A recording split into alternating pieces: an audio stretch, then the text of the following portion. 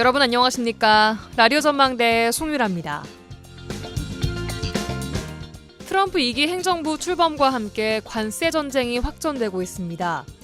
알루미늄과 철강에 대해서는 이미 다음 달 12일부터 25%의 관세를 부과할 거라고 밝혔는데요. 오늘은 자동차, 의약품, 반도체에 대해서도 25%의 관세를 물릴 거라고 발표했는데 오는 4월 2일부터라고 시행 시점까지 확정시켰습니다. 우리나라가 주력하고 있는 산업들이 줄줄이 관세 폭탄을 맞는 사태가 3월부터는 현실화될 거란 전망이 나오고 있죠. 경제 압박은 중국에서도 들어오고 있습니다. 중국의 이커머스 테무가 한국 진출 선언을 한 가운데 개인정보 보호에 문제가 있다고 우리 당국이 지적을 했지만 여전히 안하무인 태도를 보이고 있는 겁니다. 절벽 위에서 서로에게 칼끝을 겨누면서도 자국의 실익을 위해서 때로는 어떤 걸 내놓는 치킨 게임. 이것이 외교통상의 협상일 텐데요. 윤 대통령의 비상계엄으로 인한 쓰나미급 파장이 우리 정부를 덮치면서 외국으로부터 들어오는 외교통상 분야의 파도까지 함께 맞고 있는 상황입니다. 우수가 지나고 남쪽에서는 홍매화가 제일 먼저 봄 소식을 준비하고 있는데요. 우리 경제는 전쟁을 준비해야 할 것 같습니다. 라디오 전망대가 오늘 준비한 내용입니다. 뉴스 브리핑, 라전 법정, 칭찬해주세요까지 이어집니다. 잠시 후에 뵙죠.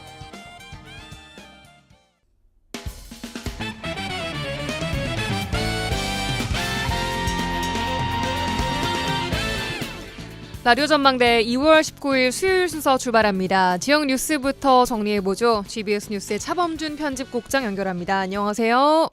네, 안녕하세요. 네, 오늘 지역 소식은 도로명 주소 사용 관련 소식부터 들어보겠습니다. 도로명 주소를 쓴 지도 벌써 10년이 넘었습니다. 2014년도부터 제도가 시행됐는데요. 처음 몇 년 동안은 집원 주소랑 좀 혼용되면서 헷갈렸지만 이제는 도로명 주소가 더 익숙해진 것 같습니다. 자, 그런데 전남 동부권 지자체에서 아직도 예전 방식인 집원 주소를 쓰고 있는 게 확인됐다고요? 네, 정부가 제정한 도로명 주소 기입법에 따라 도로명 주소를 의무적으로 써야 하는 전남 동부권 지자체들이 아직도 도로명 주소를 전면 시행한 지 10년이 지났는데도 집원 주소를 그대로 쓰면서 논란이 되고 있습니다. 예. 이 보도에 따르면 여수와 순천, 광양, 고흥군 등 상당수의 지자체가 아직도 지자체의 각종 공식 지명이나 시설 주소에 여전히 집원 주소를 쓰는 것으로 나타났는데 예. 이 도로명 주소법에 따라 행정기관은 집원 주소가 아닌 도로명 주소를 의무적으로 써야 하는 만큼 개선이 필요하다는 지적입니다. 예. 최근 공공재정의 혁신 방안을 연구하고 있는 이 연구소인 나라살림연구소가 자치법규 정보 시스템을 활용해 지자체의 집원 주소 활용 사례를 검사한 결과 먼저 여수시의 경우 여수시 건설기계 공영 주기장 관리 및 운영 조례 등 총 9건의 조례명에 예전의 집원을 그대로 사용하고 있는 것으로 확인됐습니다. 예. 행정기관에서 행정을 펼치는 기준이 되는 조례에 아직도 규정에서 벗어난 집원이 쓰이고 있다는 것인데요. 순천시의 경우도 시 조례 중 순천만 가든마켓 설치 및 운영 조례와 순천시 농산물 가공센터 설치 및 운영 조례 등 총 4건의 조례에 도로명 대신 아직도 집원이 명기되어 있는 것으로 확인되고 있습니다. 예, 말씀하신 대로 행정기관인 만큼 의무적으로 사용을 해야 하고 있어야 하는 지자체가 아직도 도로명 주소를 사용하지 않고 있는 부분이 있다는 건데 이게 뭐 복잡하거나 어려운 일이 아닌 만큼 조례에 명기된 주소는 좀 하루빨리 수정을 해야 하는 작업을 해야 될 것 같습니다. 광양과 고흥도 마찬가지라고요? 네, 앞서 여수시와 순천시의 조례에 아직도 집원 주소가 쓰이고 있다고 말씀드렸는데 광양시 역시 광양 목재문화체험장 관리 및 운영 조례와 광양시 농산물 수출물류센터 설치 및 운영 조례 등 총 5건의 조례에 예전의 주소명이 그대로 사용되고 있다고 합니다. 예. 고흥군의 경우도 이 거금도 청석 오토캠핑장 관리 운영에 관한 조례나 고흥군 가족의 섬 우도 관리 운영 조례 등 여전히 8개의 조례에 예전 집원 주소가 쓰이고 있다고 합니다. 결국 행정기관이 주도해서 도로명 주소를 쓰고 있고 주민들에게 도로명 주소로의 전환을 독려하면서 여전히 일부 조례에서 집원 주소를 사용하거나 도로명 주소를 이 집원 주소처럼 혼용해서 사용하고 있는 실정입니다. 예. 이 도로명 주소 시행 10년이 지나면서 그동안 행정기관이 지역 주민들 모두 새로운 도로명 주소에 익숙해진 만큼 이제는 행정기관이 나서서 잘못된 주소 표기를 법에 맞게 바로잡아야 할 것으로 보입니다. 예, 뭐 이거 하나 금방 바꾸면 되지라고 바꾸면 되는 문제라고 볼 수도 있겠지만 10년 동안 바꾸지 않았다는 것은 주민들 보기에는 우리한테는 새 도로명 주소를 쓰라고 그렇게 말해놓고 본인들은 정작 관심이 아예 없었구나 뭐 이런 식의 인식을 심어줄 수 있거든요. 행정기관에서 이런 사소한 부분 조금 더 꼼꼼하게 신경을 써야겠습니다. 자, 다음은 순천 소식 듣겠습니다. 전남 지역의 유일한 공영 도매시장인 순천시 농산물 도매시장에서 입주법인 경매사의 경매 조작과 또 금품 수수 의혹이 제기됐다고요? 네, 지난 2001년에 이 공영 도매시장으로 출범한 순천시 농산물 도매시장에 입주한 한 도매시장 법인에서 이 경매가 조작이나 경매사 금품 수수, 경매 전 선취 등의 불법 의혹이 제기됐습니다. 순천시 농산물 도매시장에 근무하는 한 중도매인은 최근 국민신문고에 이 순천시 농산물 도매시장 모 도매시장 법인 경매사의 비리와 경매 후 낙찰 가격 조작 사건을 고발한다는 내용의 민원을 접수했는데요. 예. 이와 관련 철저한 진상조사나 개선을 요구한 상태입니다.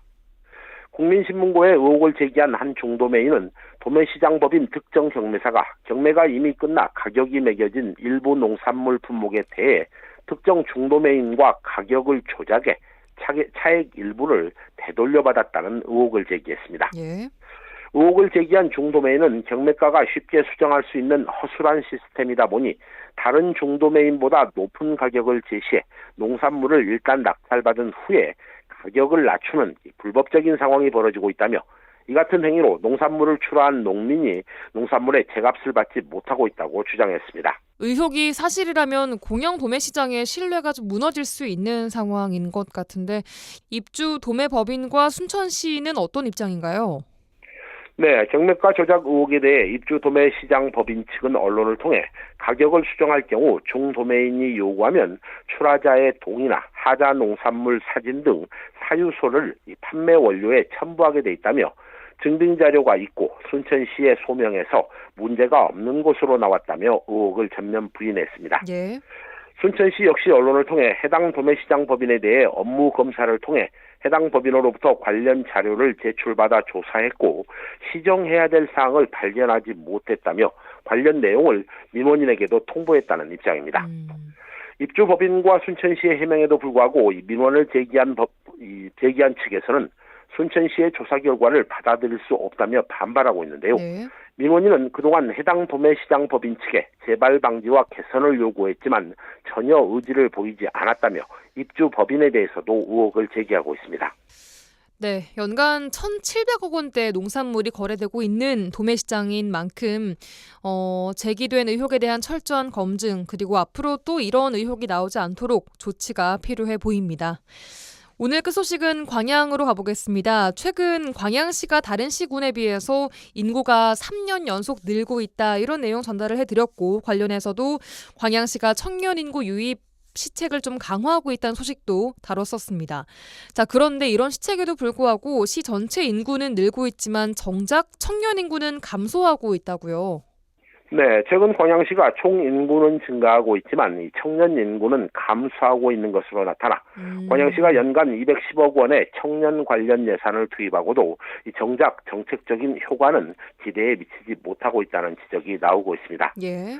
광양시의 19세에서 45세 이하 청년 인구는 2021년에 53,852명으로 인구의 35.8%를 차지했고 2022년에는 53,893명으로 총 인구의 35.4%, 2023년엔 53,030명으로 총 인구의 34.7%로 해마다 조금씩 감소하고 있는 것으로 확인됐습니다. 예. 지역의 청년 인구가 감소하면서 광양시는 청년 친화도시 지정을 위해 올해 청년 친화도시 종합계획 수립에 나선다는 계획인데요. 예.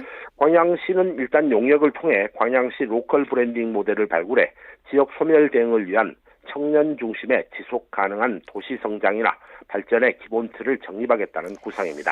예, 여기까지 듣겠습니다. 오늘 뉴스 브리핑 GBS 뉴스의 차범준 편집국장이었습니다. 고맙습니다. 네, 고맙습니다.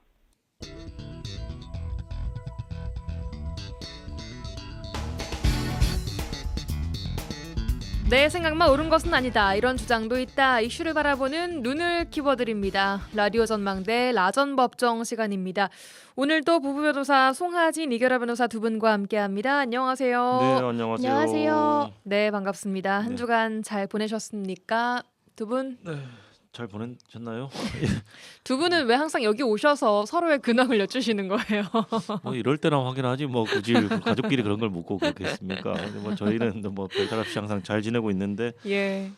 추운 날씨도 계속돼서 겨울이 언제 끝나나 하는 생각도 들고. 어제가 절기 우수였는데. 네. 그렇군요. 네, 뭐 따뜻해질 눈이 때도 녹는다 됐는데. 했는데 따뜻해질 기미가 일단 뭐 네. 오늘 내일은 없는 것 같습니다. 그러니까요. 그래서 예. 겨울도 참 안 끝나고 이 탄핵 심판도 참 안 끝나는구나 이런 생각을 하는 요즘입니다. 예. 이결아 변호사님께서는 뭐 특별한 일은 저도- 없으셨고요. 저도 뭐 특별한 건 없었는데 이제 곧 또 3월이 다가오고 3월에는 또 신학기 학생들한테는 신학기가 시작되는 또 그 시작의 달이잖아요. 이번에 그래서 또 초등학교 입학하는 네, 맞아요. 자제분이 있으시다고. 개인적으로 예. 저도 뭔가 3월은 또 뭔가 시작의 느낌이 또 강하게 그런 느낌을 주는 달이니까 또 뭐 여러 가지 또 이제 안팎의 사정들은 있지만 그래도 한번 더 힘내 봐야겠다 네. 그런 또 다짐을 한 또 한 주였어요. 또 네. 새로 이 학부모님으로서의 네. 새로운 다짐을 또 네, 하고 네. 계시지 않을까 네. 싶은 생각이 듭니다. 자, 이렇게 근황 들어봤고요. 화재 판결부터 좀 만나보도록 하겠습니다. 오늘의 화재 판결은 화재 사건으로 좀 진행을 해볼까 하는데 최근 있었던 고 김하늘 양 피습 사건 우리 사회에 정말 큰 충격을 줬습니다. 자, 당시에 부모가 이용을 했다는 자녀 보호 앱 관련 이야기를 좀 해볼까 하는데요. 하늘 양 부모가 사용했다는 자녀 위치 추적 앱이 이게 불법이라고 하더라고요. 맞습니까? 네, 지금까지 알려진 정보로 의하면 이 당시에 사용했던 이 어플리케이션이 이제 저희 이제 문제가 되는 부분들이 뭐냐면 위치 정보나 이런 것들은 사실은 굉장히 민감한 개인 정보거든요. 그래서 예. 이제 보호되어야 되는 정보인데 그래서 이제 이거를 사업자가 수집을 하기 위해서는 방송통신위원회의 승인을 받아야 합니다. 그런데 지금 이제 김하늘 양 사건에서 등장한 이 위치 추적 앱은 승인을 받지 않은 것으로 지금 알려져 있어서 아하. 이제 불법이라는 이야기가 나오고 있습니다. 예. 네, 그러니까 승인 받지 않고 사용자 이 앱을 사용하는 사용자의 위치 정보를 수집을 한 거잖아요. 어쨌든 수집해서 부모한테 알려준 거니까. 예. 그러니까 승인 받지 않고 이런 것들을 수집한 행위 자체가 불법이니까 불법 앱이라는 이야기가 계속 나오는 거죠. 불법이라면 사용자가 처벌을 받을 수도 있다라는 의미일까요? 현행법에서 이제 불법인 뭐 앱을 사용한 사용자까지 처벌하는 규정이 지금 현재 있지는 않고요. 그래서 뭐 이걸 계기로 또 뭐 이러한 앱 자체를 이제 다운받은 이용자들을 이제 처벌까지 이제 뭐 할 수는 없습니다. 그리고 또 이 앱이 또 좀 문제가 된 것이 이제 단순한 위치 추적만 되는 것이 아니었잖아요. 예. 뭐 이제 뭐 그 당시 상황이 뭐 녹음도 된다, 뭐 들을 수 있다, 이제 이런 부분까지도 좀 그건 이제 통신의 비밀이거든요. 이제 그것과 관련돼서 그 부분까지도 좀 문제가 되고 있어서 근데 다만 뭐 이거를 이제 사용했다라고 해서 지금 처벌하는 것은 아니고 뭐 이제 이런 앱을 만든 것 자체는 또 문제가 될 수 있지만 어쨌든 사용자를 처벌하는 규정이 현재는 없습니다. 근데 예. 또 상황에 따라서는 이 앱을 악용해서 특정한 사람의 위치 정보를 내가 수집을 했다거나 아니면 도청하는 데 사용했다라고 하면은 분명히 처벌될 소지도 있겠죠. 그래요. 네. 어떻게 사용됐느냐가 네네. 중요하다. 근데 이게 일단 경찰도 못 찾은 우리 하늘 양의 위치를 어플리케이션이 찾았다 이렇게 알려지고 있습니다. 그런 면에서 어린 자녀를 좀 보호하고자 하는 우리 부모님 입장에서는 보호자 입장에서는 활성화해야 되지 않나 이런 여론도 나오고 있거든요. 어떻게 생각하세요? 뭐 지금까지 나온 어떤 이제 그 경찰의 브리핑 자료 같은 걸 보면 일단 위치 자체를 처음에 이제 발견한 걸 가족이었잖아요. 당시 이제 경찰에 신고가 들어가고 경찰도 출동을 했으나 이제 피해자와 가해자를 처음 발견한 것이 경찰이 아니라 가족이었기 때문에 경찰도 찾지 못한 뭐 피해자와 가해자의 위치를 이제 가족이 이 앱을 통해서 찾을 수 있었다라는 것이 이제 알려지면서 이제 좀 너도 나도 좀 이 자녀들의 안전, 특히나 이렇게 저학년 자녀들 같은 경우에 스스로 보호할 수 없는 자녀들을 둔 이제 학부모들 경우에는 이제 이 앱이 상당히 다운로드 수가 많이 늘어났다. 꼭 이 특정 앱이 아니더라도 이제 비슷한 앱들에 대한 뭐 이제 엄청나게 늘었다더라고요. 예. 많다고 하더라고요. 하더라고요. 그래서 그 부분 이제 그런 부분들에 대해서는 이제 이런 이제 어떻게 보면은 전에 없었던 사건이었기 예. 때문에 더 뭔가 그런 부분에 대해서 공포감, 불안함에 의해서 그런 것들이 좀 늘어나고 있는 것 같아요. 네. 네, 개인적으로는 좀 어떠세요? 어린 자녀를 두신 부모님 입장에서는. 사실 그렇죠. 그냥 부모의 입장에서 말하자면은 불법이든 합법이든 여부를 가리지 않고 내 자녀를 보호하기 보호하고 싶은 위해서는 마음. 뭐 이런 것들을 얼마든지 사용해야 그것도 되지 이해는 않느냐 가실 뭐 것 이런 같아요. 생각에 예. 심정적으로는 이해가 가요. 근데 참 뭐 이 자리에 법률 전문가로서 앉아 있는 상황에서 음. 그런 말을 하는 것이 과연 적절한지 의문은 있으나 이 자녀를 갖고 계신 부모님들의 심정은 다 비슷하지 않을까 싶습니다. 예. 또 아까 말씀해주신 뭐 도청 이런 부분인데요. 네. 앱을 통해서 가해자와 사건 당시의 주변 상황을 부모가 직접 들었다 이렇게 전해지고 있는데 네. 법정에서 그럼 이 과정 자체가 합법적이지 않기 때문에 증거로 쓰이기는 힘든 상황입니까? 우선 이 사건과 관련해서 그 부모가 현장에 그 소리를 들었다라고 했잖아요. 그 부분이 뭐 녹음이 돼서 뭐 증거로 제출되고 뭐 이런 건 아니니까 뭐 증거 능력이 이 부분 관련해서 뭐 특별한 쟁점이 될 것 같지는 아닌데 그래요. 예. 구체적으로 그냥 좀 상황을 가정해서 설명해 본다면 이 앱을 통해서 현장 상황을 듣고 그것을 또 다른 기기를 사용해서 녹음을 했다라고 한다면 예. 대화 당사자 내지는 그 상황에 있던 당사자가 아닌 사람이 이걸 녹음한 거잖아요. 그러니까 쉽게 예. 말하면 감청 내지는 도청에 해당하는 겁니다. 그래서 이건 당연히 불법이고 예. 그 일단 기본적으로 형사소송법의 대여 원칙이 위법하게 수집된 증거는 법정에서 증거로 사용할 수가 없거든요. 그래서 그런 상황들이 문제가 된다면은 당연히 어떤 증거 능력을 인정받지 못하는 상황까지 가겠죠. 그래요. 근데 이제 다만 좀 추가적으로 말씀드릴 게 예. 방금 이제 송 변호사가 얘기한 위법 수집 증거 배제 법칙이라고 합니다. 그러니까 말 그대로 위법하게 수집한 증거는 그러니까 증거가 될 수 없다. 그러니까 배제한다. 증거에서 배제한다는 법칙이 예. 있는데 다만 모든 법칙에는 예외가 있잖아요. 그래서 이제 우리나라 대법원은 수사기관의 어떤 그런 그 증거를 수집하는 절차의 위반 행위가 적법 절차의 실질적인 내용을 침해하는 경우에 해당하지 아니하고 일단 이 조건을 충족하고 두 번째로 오히려 그 증거의 증거 능력을 배제하는 것이 헌법과 형사소송법이 형사소송에 관한 절차 조항을 마련해서 적법 절차의 원칙과 실체적인 진실 규명의 조화를 도모하고 이를 통해서 형사사법의 정의를 실현한 그런 근본적인 취지에 반하는 결과를 초래한다. 그러니까 오히려 그게 좀 이제 다소 수집 과정에서 어떤 위법성이 있기는 한데 예. 그렇다고 해서 그 증거 능력을 배제하는 것이 오히려 어떤 본질적인 취지 자체를 반하는 결과를 초래한다라고 평가되는 예외적인 경우에는 위법하게 수집된 증거라 하더라도 법원이 그 증거를 유죄 인정의 증거로 사용할 수 있다라는 이런 예외를 예외 인정하는 예가 있기 사항이 때문에 있군요. 네, 만약 이런 유사한 사건에서 뭐 수집 과정에서 이런 위법성이 있다라고 했을 때 무조건 배제되는 것은 아니고 근데 굉장히 엄격한 예 조건이 있는 것이죠. 알겠습니다. 자, 이런 자녀 보호 어플리케이션이 자녀를 보호한다는 측면 그리고 반대에서는 교사들의 사생활이나 교권을 좀 침해한다 이런 주장이 맞서고 있습니다. 어떻게 봐야 할까요? 법적으로는 이게 좀 기본권이라든지 권리가 약간 상충되는 지점이 있어요. 그러니까 예. 아이나 아이 부모의 권리, 그러니까 아이의 안전을 확인할 권리가 있잖아요. 부모는. 그리고 근데 교사들 입장에서는 내가 원치 않게 나의 그 어떤 대화라든지 이런 내용들이 도청당하지 않을 그런 자유나 권리도 있단 말이에요. 그래서 그런 부분이 좀 상충이 되고 있고 다양한 우려의 목소리도 나오고 있어요. 그래서 예. 뭐 학부모들 입장에서는 아이의 안전을 지키기 위해서는 반드시 필요하다. 최후 수단으로 주변 소리 듣는 기능도 필요하다. 이런 입장을 지금 나타내고 있고 워낙에 또 사회적으로 지금 이슈가 되고 있다 보니까 그런 목소리가 큰 것 같은데 예. 초등학교 교사들 사이에서는 교권 침해 소지가 분명히 있지 않느냐, 교실이 도청되고 있다는 전제하에 수업을 하라는 것이냐, 뭐 이런 목소리도 나오고 있는 거죠. 그래서 이 소리까지 좀 듣게 하는 부분에 대해서는 좀 논란이나 이슈, 뭐 논란이 충분히 있을 수 있는 사안이라고 생각을 합니다. 예. 이게 참 어려워요. 어렵죠. 이제 사회를 이제 우리가 안전하지 못하다고 생각을 하니까 이렇게까지 이제 계속 이런 어떤 기능이 추가된 어떤 그런 이제 기술 그런 쪽으로 기술이 더 발전하는 것 같기도 한데요.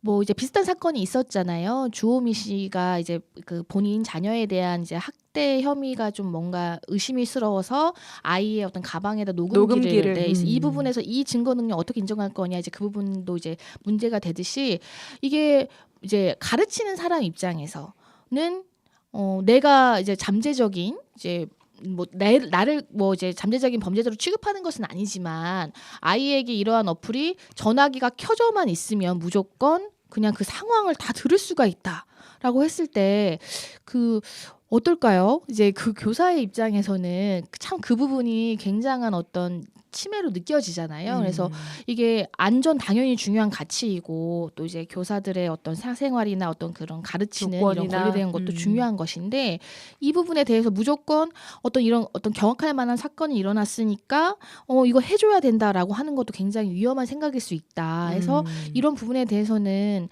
좀 양쪽의 입장을 다 들어보고 이제 서로 이제 그 국민의 여론도 한번 들어보고 결정을 해야 될 것 같아요. 네, 절대로 뭔가 쉽게 결정을 네네. 해서 안 될 것 같고 충분한 논의를 거쳐서 신중하게 이런 부분들은 사회적 합의를 좀 이루어내야 될 것 같아 보입니다. 자, 오늘 화재 판결되신 화재 사건으로 진행을 좀 해봤습니다.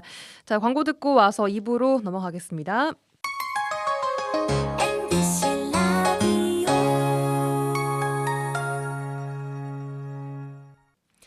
수요일 코너 라전법정 함께하고 있습니다. 송하진, 이결아 변호사 두 분과 함께하고 있고요. 자, 오랜만에 이제 대통령 탄핵 심판 말고 예. 사회적인 새로운 주제를 좀 가지고 와 봤습니다. 정말 얼마 만인지 모르겠습니다. 한 네. 2달여 만인 것 같은데 네, 네. 자, 올해 주제는 담배입니다. 네. 담배.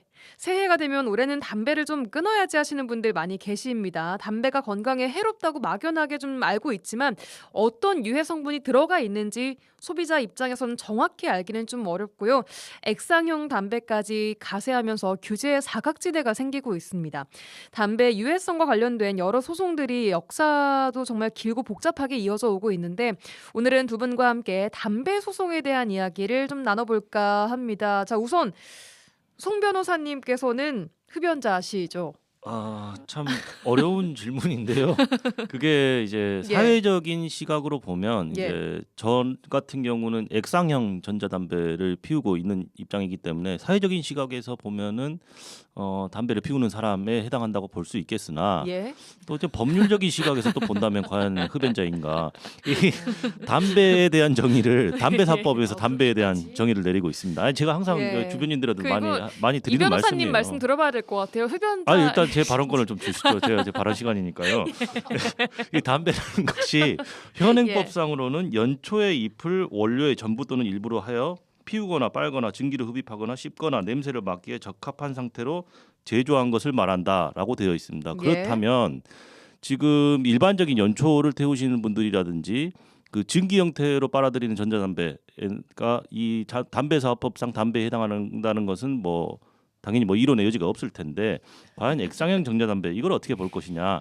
참 근데 이 문제 어렵습니다만은 어쨌든 결론부터 말씀드리자면 담배사업법상의 담배는 해당하지 않습니다. 그래서 그래요. 그 액상 안에 그 연초를 원료로 하는 게 아니거든요. 그래서 예. 합성 향료 내지는 합성 니코틴이 포함된 어떤 그 액상을 증기로 빨아서 태우는 거기 때문에 담배사업법상 흡연자에는 해당하지 않으나 이제 사회적인 시각으로 봤을 때는 흡연자에 해당한다. 사회적인 시각 새로운 용어네요. 이렇게 해서 정의를 내릴 수 있겠습니다. 가정적인 시각에서 보면 어떨까요? 그러니까 이게 정리를 하자면 예. 송 변호사님 말씀대로 현행 담배 사업법에 의해서는 액상형 전자담배는 담배는 아니에요. 그래서 그렇군요. 이거를 개정해야 된다라는 개정안이 이미 올라가 있는데 이게 지금 통과가 안 된 거예요. 그래요. 그래서 일단은 현행 담배 사업법상으로는 흡연자가 아니신 거네요. 네, 네, 그렇습니다. 그렇게 정리하는 것으로. 예, 그렇게 정리하겠습니다. 네. 자, 그 전에 그럼 연초를 하신 적도 있으세요? 네, 연초를 꾸준히 피우다가 제가 죄송해요. 개인사를 자꾸 괜찮습니다. 뭐 꾸준히 얼마든지 피우셨어요. 꾸준히. 꾸준히 피우다가 2012년부터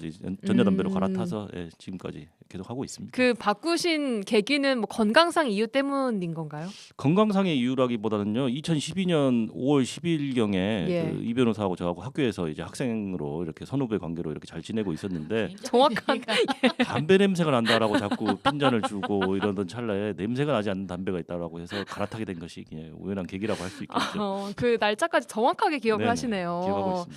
예, 일단 지금은 건강 괜찮으시고요. 이제 뭐 저는 항상 피곤한데 피곤한 건 뭐 디폴트 값이니까 뭐 그것이 꼭 알겠습니다. 담배 때문이라고 말하기는 어렵다고 할 수 예, 있겠습니다. 오늘 관련된 이제 소송 이야기를 좀 해볼 텐데요. 최근 국민건강보험공단과 담배 회사들 간의 항소심 변론 기일이 있었습니다. 40년 경력의 호흡기 내과 전문의자 국민건강보험공단의 수장인 정기석 이사장이 직접 변론에 참여해서 눈길을 끌었는데요. 일단 이 소송이 어떤 소송인지 좀 길었던 것으로 알고 있는데 좀 맞습니다. 간략하게 정리를 해주시죠. 일단은 이제 공단에서 2014년 4월 14일 경에 이제 국내 주요 담배 회사죠. KT&G, 한국필립모립스 등을 상대로 이제 국내 담배 시장 점유율 상위 3위를 차지하고 있는 회사들 상대로 손해배상 청구 소송을 제기했습니다. 예. 이제 이유는 이유 손해배상 청구의 원인은 뭐냐면 30년 이상 흡연한 사람 중에서 폐암의 편평세포암, 뭐 소세포암, 후두암의 편평세포암 진단을 받은 3,465명 환자에 대해서 2003년부터 2012년까지 공단이 지급한 급여비가 약 533억 원에 달한다고 하는데요. 예. 이거를 담배 회사들이 배상해야 된다는 거예요. 그러니까 건강보험공단 입장에서는 담배 때문에 맞아요. 발병한 이들이 것이다. 발병이 됐기 때문에 우리가 보상을 급여를 해줬는데 했는데, 네, 이거에 대해서 담배 회사가 다시 네, 배상을 해줘야 배상을 된다. 하라. 네, 그렇습니다. 그래서 이 소송이 시작된 게 이제 2014년이라고 말씀드렸잖아요. 그래서 1심의 결과는 나왔었어요. 그래서 예. 1심의 결과는 이제 뭐 2020년, 네. 공단의 청구를 들어주지 않았죠. 그러니까 1심 담배 회사가 이겼어요. 네, 맞아요. 1심 예. 나오는데도 한 6년 걸렸고 지금 이제 2심이 진행 중입니다. 예. 자, 담배 소송이 아까 2014년부터 11년째 이어지고 있는데 이렇게까지 재판이 오래 걸릴 일인가요? 이 원인은 뭐라고 볼 수 있을까요? 이게 사실은 그 1심 소송만 해도 6년 7개월 정도 걸렸고 지금 예. 항소심도 5년째 지금 계속 접어들어서 지금 계속 진행이 되고 있는데 예. 소송이 길어지는 이유는 사실 이 사건 말고도 다양한 원인이 있을 수 있어요. 쟁점이 여러 가지라든지 그 쟁점을 파악하는 데 있어서 굉장히 뭐 고도의 전문적인 지식이 필요해서 외부의 감정을 받아야 된다라든지 아니면 각 쟁점에 대해서 서로 너무 치열하고 첨예하게 다툰다라든지 이런 사유들 때문에 늘어질 수 있는데 이 사건 같은 경우에도 사실은 뭐 흡연과 뭐 암 발생 사이의 인과관계 이런 부분들 그러니까 과학적인 요소들이 좀 포함되어 있고 그거 말고도 쟁점이 굉장히 다양합니다. 뭐 지금 항소심에서 일어나고 있는 쟁점들과도 비슷하다고 볼 수 있겠는데 예.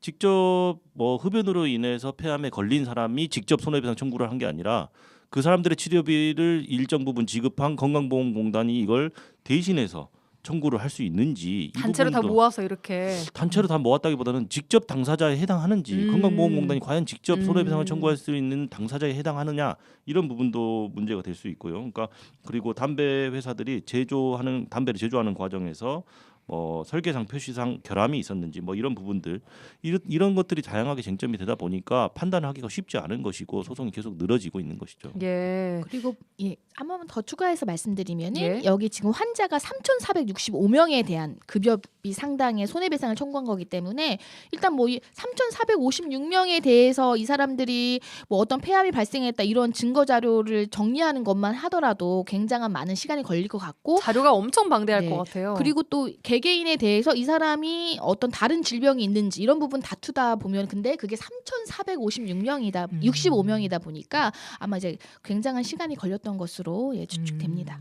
자, 그럼 지금 이제 1심이 끝나고 항소심에서 다루고 있는 담배 소송의 핵심 쟁점은 아까 말씀하신 직접 당사자인지 아닌지 요건가요? 한 5개 정도로 요약할 수 아, 있는데 예. 일단 건강보험공단이 이 손해배상을 청구할 수 있는 직접 당사자에 해당하느냐 이런 부분들 예. 당연히 1심 소송에서는 이 부분도 불가능하다. 이 보험자의 의무 이행에 불과한 그러니까 너희들이 급여를 한 것은 보험자로서 의무를 이행한 것이지 직접적으로 너희들이 손해를 입은 것은 아니다라고 판단을 했고요. 이 예. 부분 항소심에서 여전히 쟁점이 되고 있습니다. 예. 그리고 흡연과 폐암 사이 발병 간에 어떤 인과관계가 있는지 그래서 흡연 이외에 다른 요인에 의해서 발생할 수도 있지 않느냐 당연히 그런 의문이 제기될 수 있죠. 이런 예. 부분도 이제 쟁점이고 담배 회사들이 담배를 제조하는 과정에서 설계상 표시상 어떤 결함이나 하자가 있었느냐, 그러니까 위험성을 좀 더 낮춰서 표시하거나 아니면 은폐하거나 뭐 이런 행위들이 있었는지 이런 부분들도 당연히 이제 쟁점이 되고 있는데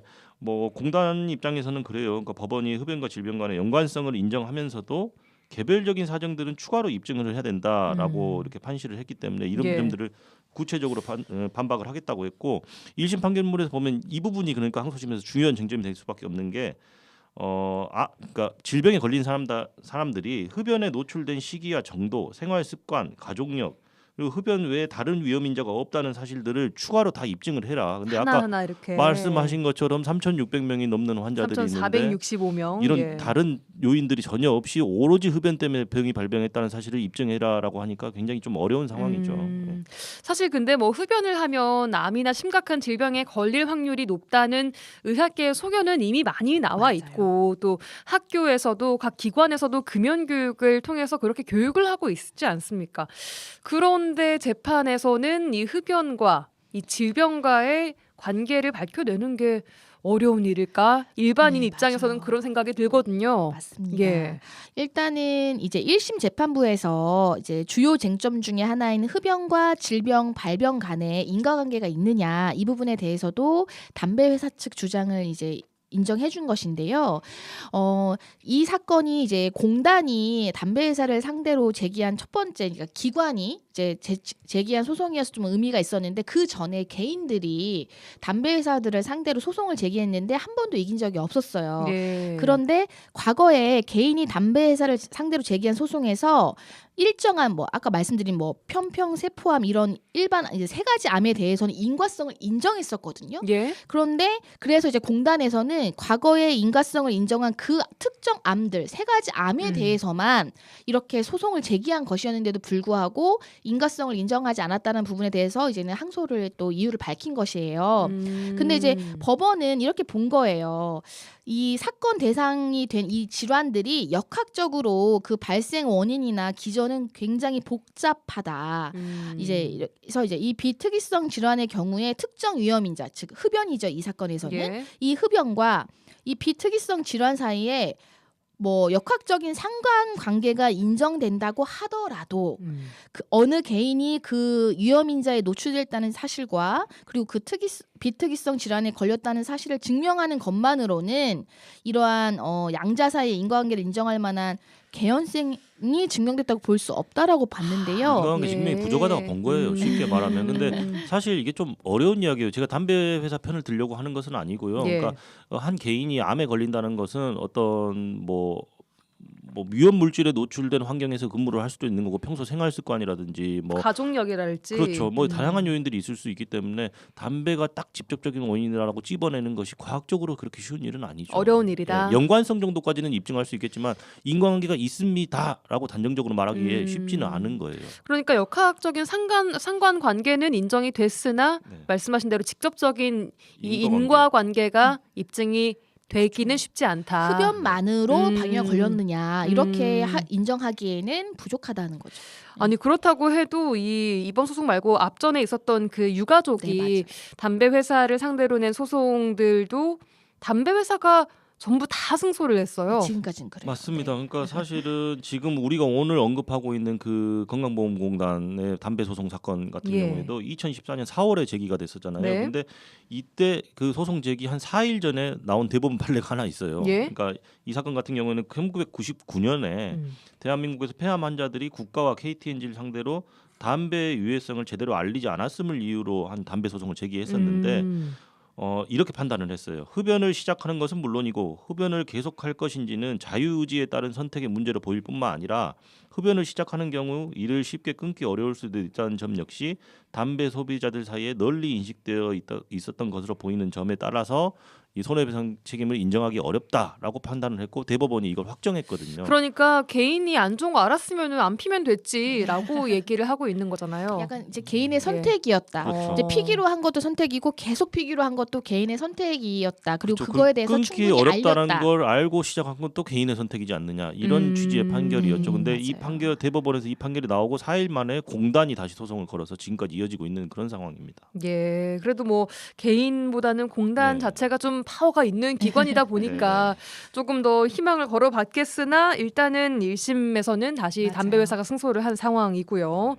자, 그렇다면 해외 사례에서도 비슷한 사례들이 있을 것 같은데 어때요? 해외에서는 그래도 이긴 사례들이 많습니다. 특히 그래요. 미국 같은 경우에는 예. 1998년에 미국 역사상 가장 큰 합의 중에 하나로 꼽히는 이제 이 합의가 있는데요.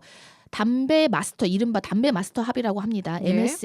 MSA인데요. 이게 뭐냐면 46개 주정부와 예. 미국의 4대 담배 제조사들 간에 이게 체결됐으니까 판결은 아닌 건데 네. 이 4개의 담배 회사들이 25년에 걸쳐서 약 2,060억 달러, 우리나라 돈으로 한 290조 정도 될까요? 오. 이거를 지급하기로 했어요. 그래서 이 지급된 금액은 흡연 예방, 건강 프로그램, 공공 의료비 지원 등에 사용되는 것으로 해서 합의를 했어요. 그래서 어떻게 보면은 우리나라 재판이 인과성 그 부분에 초점을 맞추다 보니까 근데 사실 그렇게 따지면 어떤 것도 인과관계 인정하기 사실 너무 힘들거든요. 어려워요. 이게 담배만으로 이병에 걸렸냐 이렇게 보기엔 사실은 당연히 그렇게 딱 단정짓긴 당연히 어렵죠. 하지만 예. 이런 해외 사례를 봤을 때는 특히나 이제 미국의 또 다른 사례를 보면 그 담배 회사를 상대로 부정부패 조직 범죄 방지법 위반으로 소를 제기한 경우도 있었는데 예. 담배 회사 위법 행위를 인정한 사례도 있거든요. 그래서 음. 그리고 또 물론 캐나다에서도 이런 손해배상 청구 소송을 해서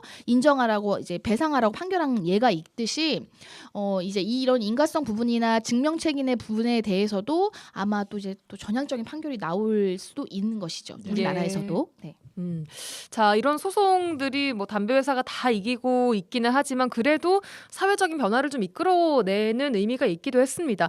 저 올해부터 담배 유해성 관리법이 시행된다고 하는데 이건 어떤 내용인가요? 우선 이 법이 담배 유해성 관리법이라는 법이 올 11월부터 시행이 됩니다. 이 법이 시행되면 담배 제조업자나 수입 판매업자는 판매 중인 담배에 대해서 법 시행일로부터 3개월 이내에 유해성 성분 검사를 검사기관에 의뢰를 해야 되고요. 예. 2년마다 매년 검사를 해야 되고 이 검사 결과를 식약처장에 제출해야 됩니다. 그리고 식약처장은 이렇게 정보를 제공받은 다음에 담배의 유해 성분 정보와 유해 성분별 독성, 발암성 이런 인체에 미치는 정보 등을 식약처 홈페이지에 다 구체적으로 올려야 돼요? 공개하게 돼 있어요. 그래서 좀 뭔가 이렇게 담배 독성이라든지 이런 걸 널리 알리는데 기여해서 뭐 금연 효과를 상승시킬 수 있겠다라는 기대가 있는 거죠. 예.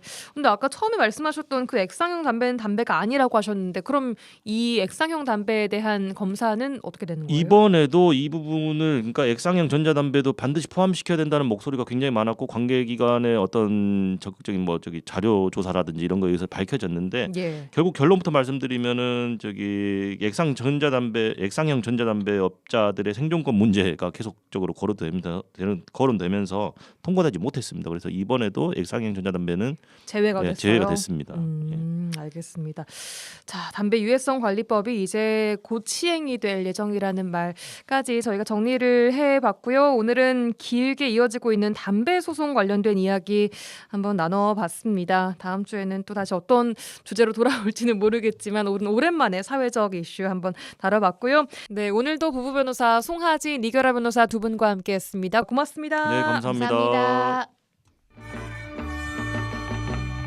잘했군 잘했어 잘했군 잘했군 잘했어 그러게 내 영감이라지 잘했군 지역의 온기를 불어넣습니다. 라디오 전망대 칭찬 릴레이 칭찬해주세요 시간입니다. 이미지 리포터와 함께합니다. 어서 오세요. 네, 안녕하십니까?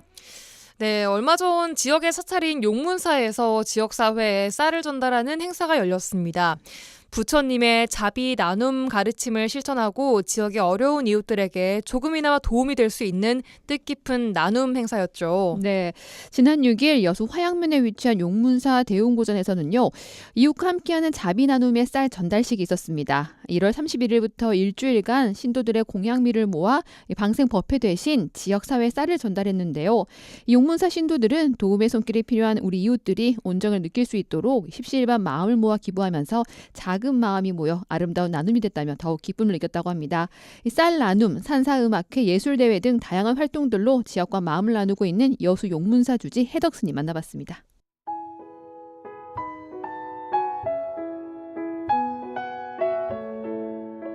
저는 구례에 있는 대한불교 조계종 제19교구 화엄사 용문사에서 주지 소임을 맡고 있는 해덕 스님입니다.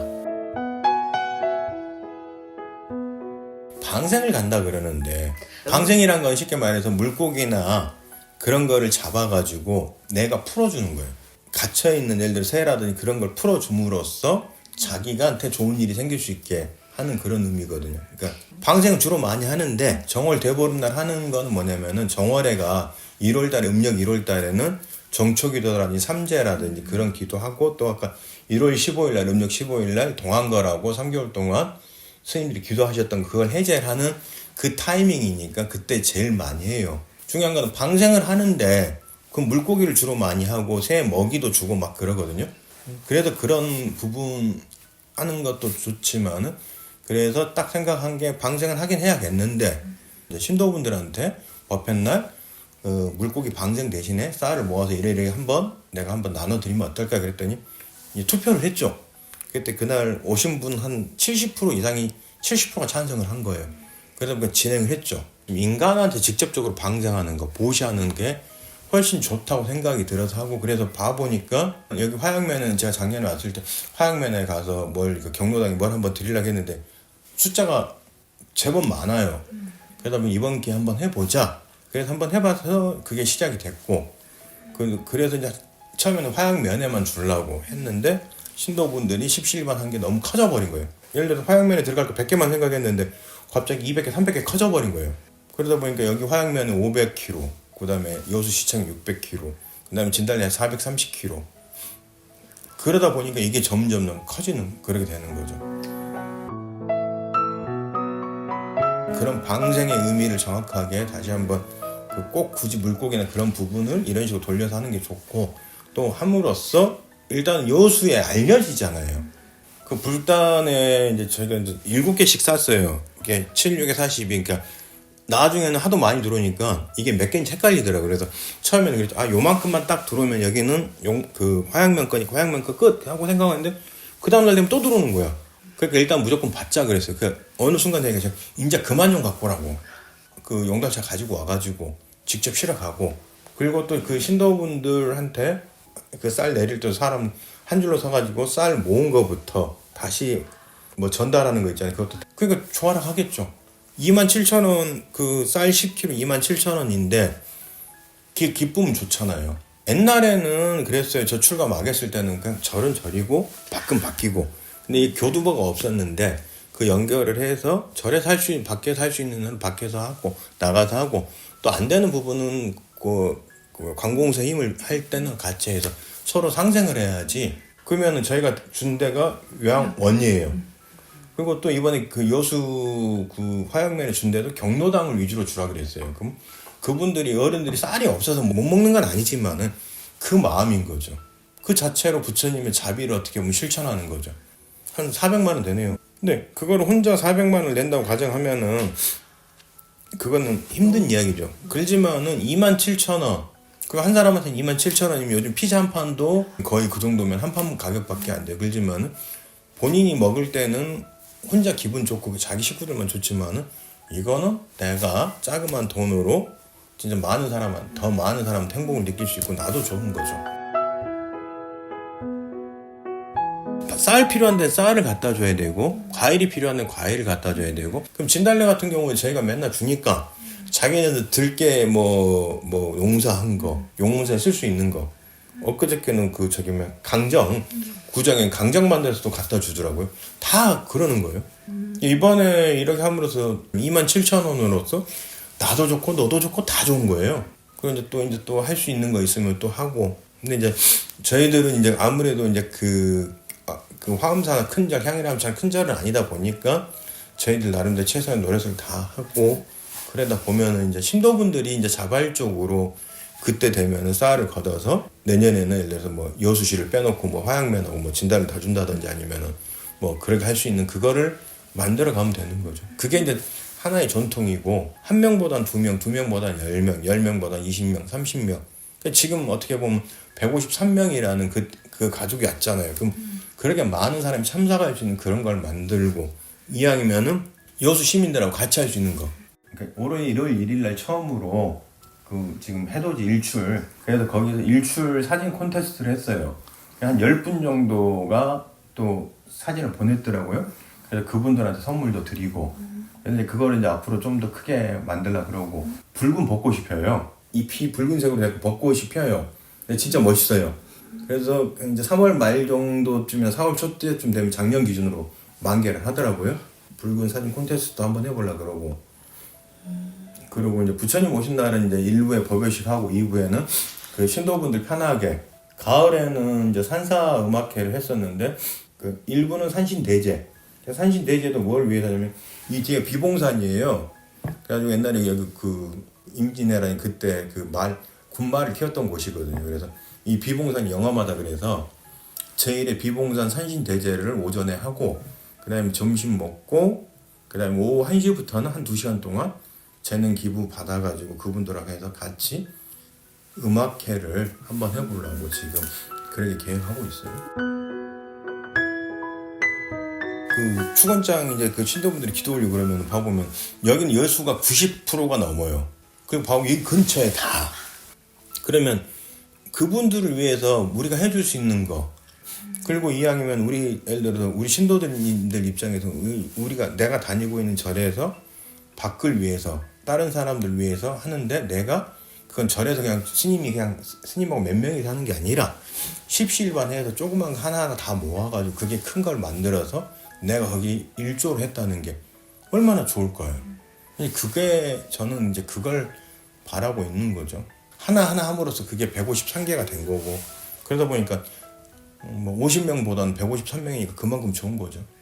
그리고 이제 이걸 꾸준하게 할 수 있는 방법을 찾아야 되고 이거보다 더 좋은 일이 있으면 더 그걸 또 하고 또 그걸 혼자 하는 게 아니라 신도분들하고 같이 할 수 있으면은 법당에서 꼭 기도하는 것도 좋지만은 그걸 떠나서 자기가 가지고 있는 재능이 없으면 몸으로 때우면 되고 그런 걸 많이 기회를 일반 신도분들한테 많이 접할 수 있게 되면은 거기서 스스로 또 자기 스스로 깨달음을 얻게 되고 그러다 보면은 열심히 하는 거죠. 그런 기회를 알려주면 돼요.